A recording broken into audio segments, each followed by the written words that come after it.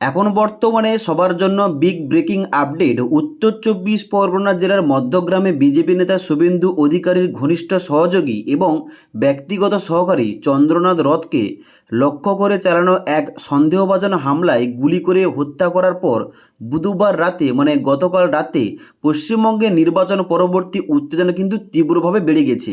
কারণ শুভেন্দু অধিকারীর ঘনিষ্ঠ সহযোগী এবং ব্যক্তিগত সহকারী চন্দ্রনাথ রথকে কিন্তু গুলি চালানো হয়েছে এবং যার জন্য কিন্তু তিনি মারা গিয়েছেন। চন্দ্রনাথ রথ, যিনি বেশ কয়েক বছর ধরে শুভেন্দু অধিকারীর সঙ্গে কাজ করেছিলেন, দুয়ারিয়া এলাকায় একটি প্রকাশ্য রাস্তায় আক্রমণের শিকার হন।